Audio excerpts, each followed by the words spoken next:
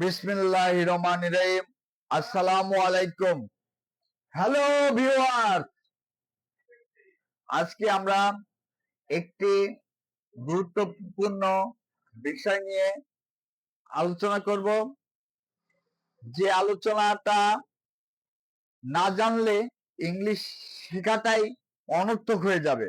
তাই আজকের ক্লাসটা হবে স্পেশাল ক্লাস। তাই সবাই মনোযোগ সহকারে যারা ইংরেজিতে অনর্গল স্পোকেন করতে চান তাদের জন্য এই ক্লাসটি অতীব গুরুত্বপূর্ণ একটি ক্লাস। আর মিস করলে আপনারা আবার সেই নতুন করে আবার শিখতে হবে। তাই এই ক্লাসটা আমরা মিস করব না, সবাই ধৈর্য সহকারে ক্লাসটা করব।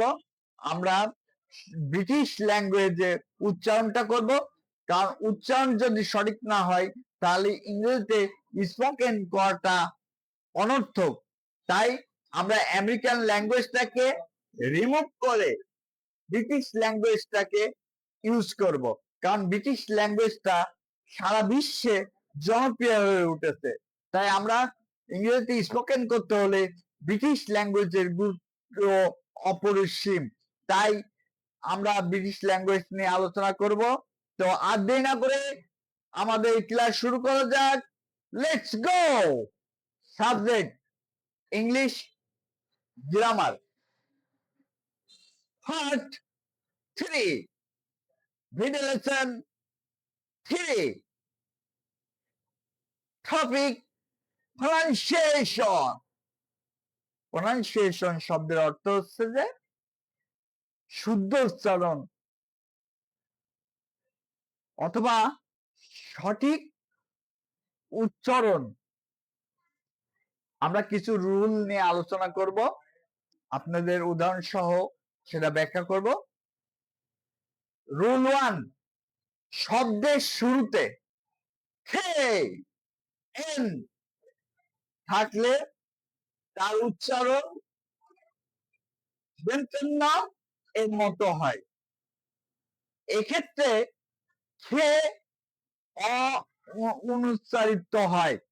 অতএব আমরা বুঝতে পারলাম যে শব্দের একটা ওয়ার্ডের শব্দের শুরুতে যদি খে এন থাকে তাহলে সেই শব্দটার অর্থ এ দ্বারাই দেন্তেন্নর মতো। তাই এবং সেটা উচ্চারণ হবে না। তাহলে হচ্ছে আমরা কিছু এক্সাম্পল দেখে নিই।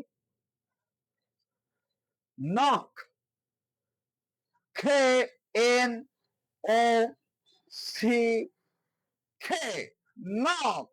নক অর্থ হচ্ছে টোকা দেওয়া।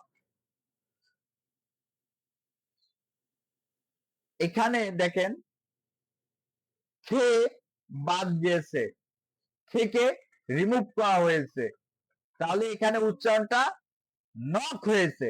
এখানে হওয়ার কথা ছিল হচ্ছে যে কে দ্বারা উচ্চারণটা শুরু হওয়ার কথা ছিল। কেটাকে আমরা বাদ দিয়ে কি করছি, দেন্তেন্নটা উচ্চারণ হয়ে আসছে N O C K, knock, টোকা দেয়া। এক্সাম্পল আরেকটা দেওয়া যায়, নাইফ অর্থ ছুরি। K N I F E, knife. Knife শব্দের অর্থ হচ্ছে ছুরি। এখানেও থেকে বাদ দেওয়া হয়েছে। নিড শব্দের অর্থ হচ্ছে মালিশ। খে এন ই এই ডি, নিড, মালিশ। এখানেও এখানে থেকে রিমুভ করা হয়েছে। আর আমরা সবাই জানি নো শব্দের অর্থ হচ্ছে জানা। খে এন ও ডাব্লিউ, নো মানে জানা। এখানেও খে বাদ গেছে। রুল 2, শব্দের শেষে ই থাকলে ই এর উচ্চারণ হয় না, তবে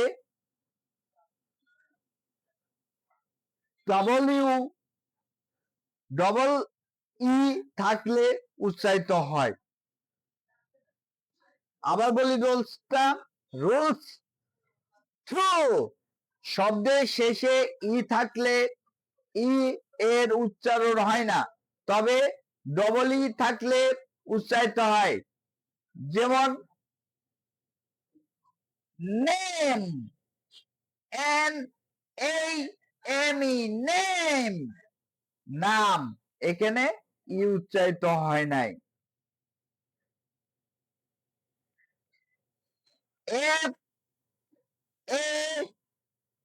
FAKE, ফেক, নকল, এখানে ইটা উচ্চারণ হয়নি।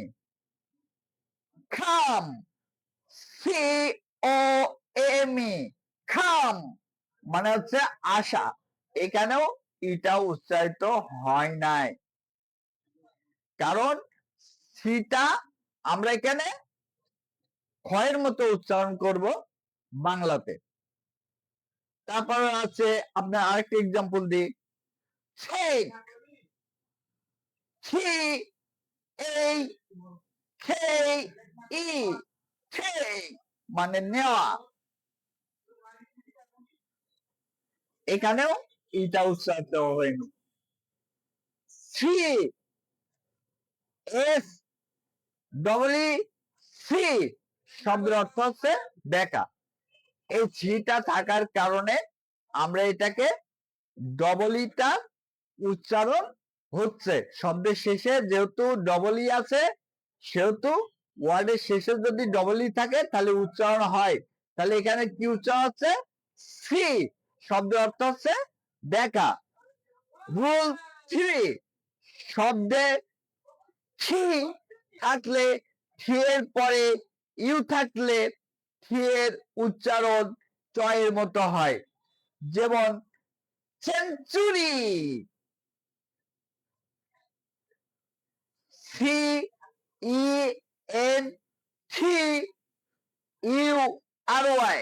সেঞ্চুরি। সেঞ্চুরি শব্দের অর্থ শতক, এখানে টিটা এর উচ্চারণটা হয়েছে চয়ের মতো।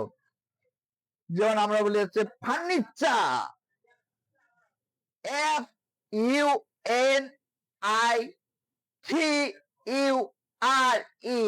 ফার্নিচার, আইবার পত্র যেটা আমরা বলি, ঠিক আছে।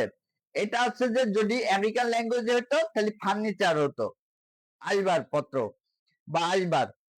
এখানেও টি থাকার কারণে এটা চয়ের মতো উচ্চারণ হয়েছে। লেকচার,